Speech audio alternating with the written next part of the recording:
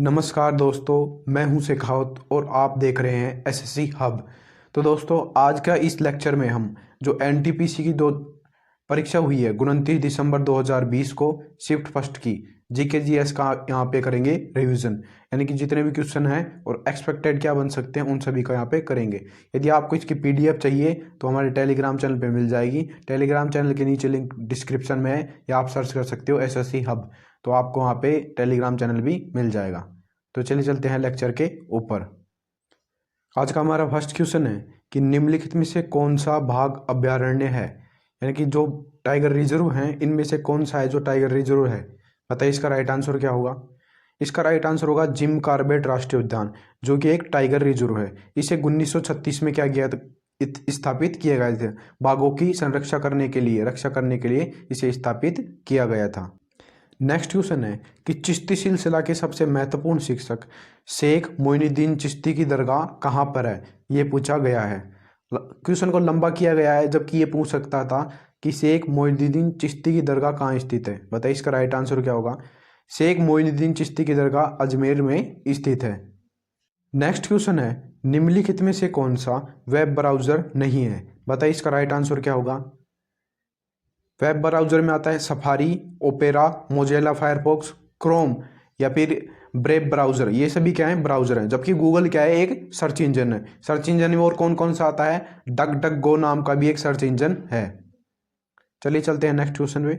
Next question है कि किस शासक ने निर्वासन के बारे में बोला कि यदि निर्वासन होगा तो शरीर से प्राण निकल गया। यानी निर्वासन को किस शासक ने शरीर से प्राण निकल गया ऐसा कहा। इसका राइट आंसर है अवध के शासक ने ये बोला कि यदि निर्वासन होगा तो बोला कि हमारे शरीर से प्राण निकल जाएंगे। नेक्स्ट क्वेश्चन है सांसद आदर्श ग्राम योजना का प्रेरणा स्रोत कौन है, यानी कि यह किसकी प्रेरणा से लिया गया है। इसका राइट आंसर होगा यह महात्मा गांधी की प्रेरणा से लिया गया है। नेक्स्ट क्वेश्चन है HTTP का पूरा नाम क्या है। बताइए इसका राइट आंसर क्या होगा कि HTTP का फुल फॉर्म क्या है। इसका राइट आंसर है हाइपर टेक्स्ट ट्रांसफर प्रोटोकॉल। यदि एस और लग जाता है इसके लास्ट में तो एस का मतलब हो जाता है सिक्योर। यदि यहाँ पे होता है HTTPS hyper text transfer protocol और लास्ट में हो जाता है सिक्योर। इस बात का ध्यान रखिएगा।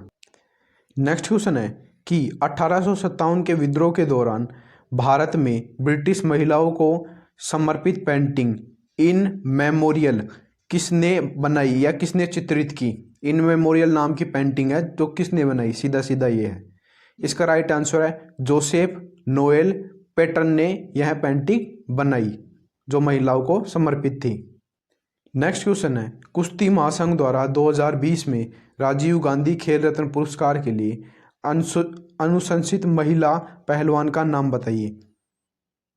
तो इसका राइट आंसर है विनेश फोगाट। विनेश फोगाट को 2020 के लिए गांधी खेल रत्न पुरस्कार के लिए अनुशंसित महिला पहलवान बनाया गया। नेक्स्ट क्वेश्चन है कि भारत की सबसे ऊंची चोटी कौन सी है। बताइए इसका राइट आंसर क्या होगा। इनमें से कौन सी सबसे ऊंची चोटी है, इसका ध्यान रखिएगा। इसका राइट आंसर है कंचनजंगा भारत की सबसे ऊंची चोटी है। इसकी ऊंचाई है 8586 मीटर। ध्यान रखिएगा इस बात को भी। नेक्स्ट क्वेश्चन है कि भारत की पहली सुपरफास्ट ट्रेन कौन सी थी। नाम बताइए सुपरफास्ट ट्रेन का। इसका राइट आंसर है जो डेक्कन क्वीन नाम की ट्रेन थी, भारत की सबसे पहली सुपरफास्ट ट्रेन थी। नेक्स्ट क्वेश्चन है रूहर क्षेत्र कहाँ पे स्थित है। सीधा बात यह है, रूहर क्षेत्र है जो एक औद्योगिक क्षेत्र है, वो कहाँ पे स्थित है। इसका राइट आंसर है जर्मनी। जर्मनी में रूहर नाम की एक जगह है, वो औद्योगिक के लिए बहुत फेमस क्षेत्र है। नेक्स्ट क्वेश्चन है अर्नेस्ट मैक द्वारा पुरातात्विक खुदाई के बारे में लिखी गई पुस्तक का क्या नाम है। यानी अर्नेस्ट मैक ने एक पुस्तक लिखी किसके बारे में, पुरातात्विक खुदाई के बारे में। उस पुस्तक का नाम क्या है। उस पुस्तक का नाम है फर्दर एक्सकेवेशन एट मोहनजोदड़ो। यानी मोहनजोदड़ो के दौरान क्या क्या खुदाई हुई, ये इसका हिंदी अर्थ है। यानी फर्दर एक्सकेवेशन एट मोहनजोदड़ो, ये इस पुस्तक का नाम है। नेक्स्ट क्वेश्चन है भारत का संविधान दिवस किस तारीख को मनाया जाता है।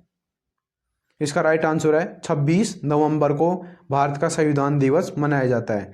इसको राष्ट्रीय कानून दिवस के रूप में भी मनाया जाता है, इस बात का भी ध्यान रखिएगा। राष्ट्रीय कानून दिवस के रूप में भी 26 मनाया जाता है। नेक्स्ट क्वेश्चन है, पितरस स्रावित होता है, यानी पितरस कहाँ से स्रावित होता है?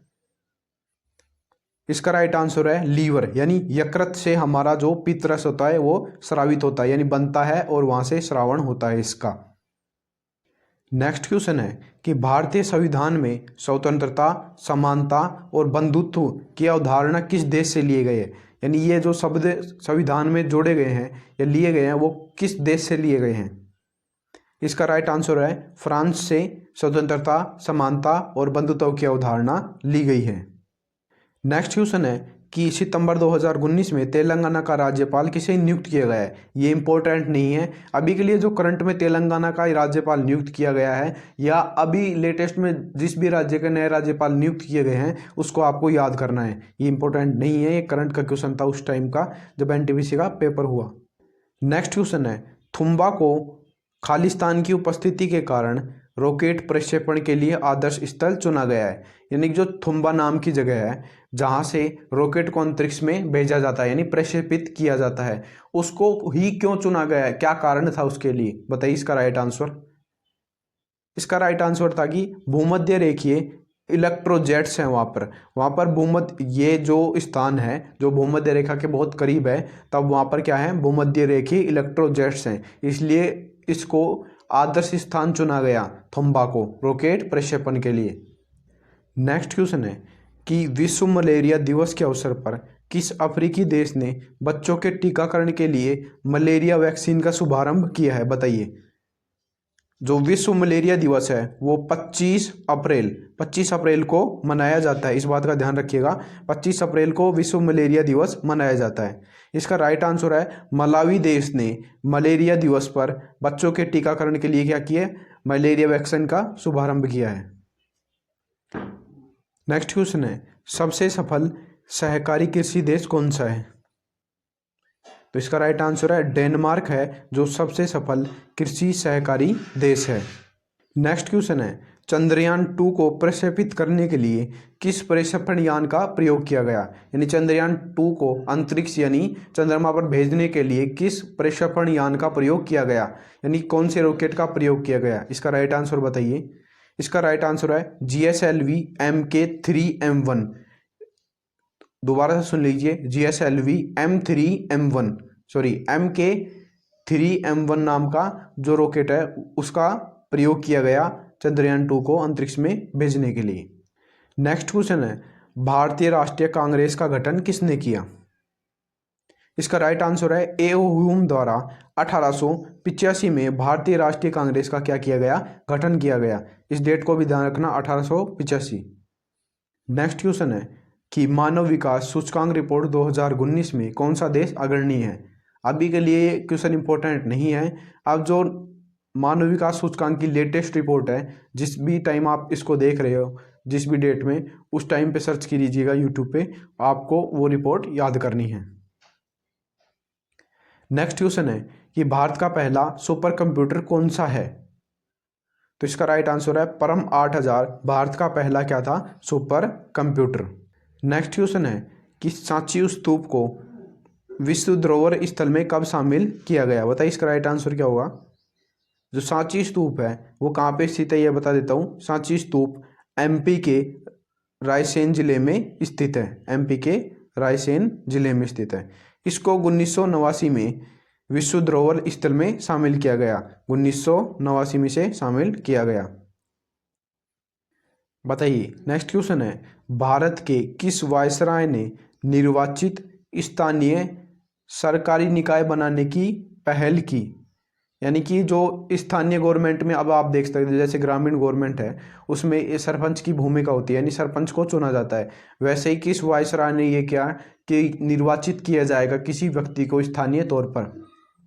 तो यह रिपन नाम के जो वायसराय थे उन्होंने क्या किया, इसको स्थानीय सरकारी निकाय बनाने की पहल की। नेक्स्ट क्वेश्चन है कि रॉबर्ट हुक ने किसकी खोज की? बताइए इसका राइट आंसर क्या होगा। रॉबर्ट हुक ने कोशिका की खोज की, कब की? 1665 में रॉबर्ट हुक ने मृत कोशिका की खोज की थी। ये बात पूछ सकता है कि मृत कोशिका की खोज किसने की? रॉबर्ट हुक ने। जबकि ये बात पूछे कि जीवित कोशिका की खोज किसने की, तब आपको बताना है एंटोनी एन ल्यूवेन होक। एंटोनी एन ल्यूवेन होक ने जीवित कोशिका की खोज की। नेक्स्ट क्वेश्चन है कि 2020 में स्टील अथॉरिटी इंडिया लिमिटेड के अध्यक्ष किसे चुना गया है? इंपॉर्टेंट नहीं है। अब जो भी डेट चल रही हो उस डेट को जो भी स्टील अथॉरिटी ऑफ इंडिया के अध्यक्ष हैं उनके बारे में आप गूगल पे सर्च कर सकते हो कि ये जो नए अध्यक्ष हैं, इसको याद करने से कोई फायदा नहीं है। चलिए चलते हैं नेक्स्ट क्वेश्चन है कि जापानी सम्राट अहिकेता द्वारा सिंहासन त्यागा गया, यानी उन्होंने सिंहासन त्याग दिया। उसके बाद जापान में नए शाही युग की शुरुआत हुई। उस शाही युग को क्या बोला जाता है? इसका राइट आंसर है उस शाही युग को रीवा बोला जाता है। नेक्स्ट क्वेश्चन है निम्नलिखित में से कौन सा फुटलूज उद्योग का उदाहरण है? तो बताइए इसका राइट आंसर क्या होगा। देखो, जो फुटलूज उद्योग होते हैं वो कौन कौन से होते हैं? जो हीरे, कंप्यूटर चिप और मोबाइल, ये तीनों का निर्माण क्या कहलाता है? फुटलूज उद्योग। तो इनमें से क्या है? जो यहाँ पे ऑप्शन है कंप्यूटर चिप है, तो क्या कहलाता है? फुटलूज उद्योग। नेक्स्ट क्वेश्चन है कि निम्नलिखित में से किस रक्त समूह वाले लोग सार्वभौमिक प्राप्तकर्ता माने जाते हैं? यानी कि जिस व्यक्ति में कौन सा ब्लड ग्रुप है जो पाया जाएगा वो सभी के पास से खून ले सकता है। तो इसका राइट आंसर है AB+, यानी कि जिस व्यक्ति में AB+ जो खून का समूह पाया जाएगा वो सभी से खून ले सकता है। इसमें खून की कमी आ गई तो वो किसी भी ग्रुप वाले से खून ले सकता है। साथ ही एक बात ध्यान रखिएगा, जो O- जिसमें ब्लड ग्रुप पाया जाता है वो किसी भी व्यक्ति को खून दे सकता है, चाहे वो A हो, B हो, AB- हो, पॉजिटिव हो या O पॉजिटिव हो, सभी को ये खून को दे सकता है। ध्यान रखिएगा इस बात को। नेक्स्ट क्वेश्चन है चूने के पानी का रासायनिक सूत्र है, बताइए इसका राइट आंसर।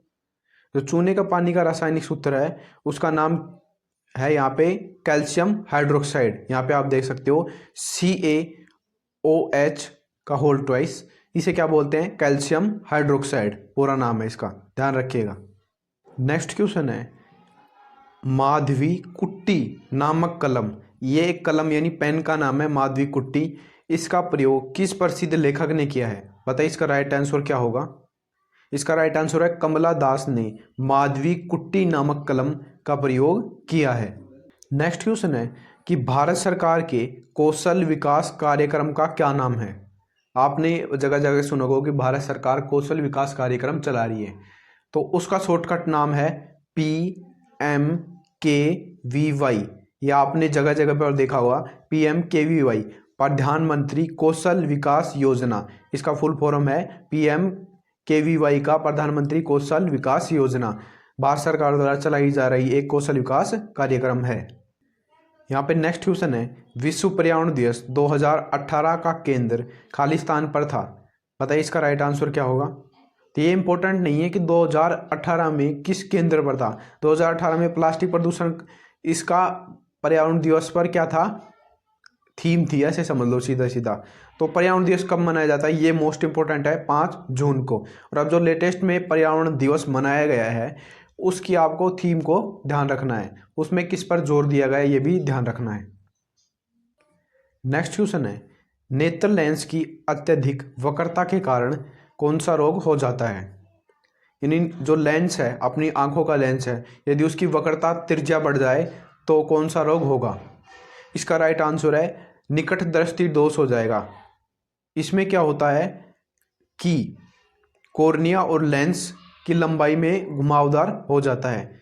इस दृष्टि दोष के लिए हमें अवतल लेंस का प्रयोग किया जाता है। इस बात का भी आप ध्यान रखिएगा कि जो निकट दृष्टि दोष है इसके लिए अवतल लेंस का प्रयोग किया जाता है।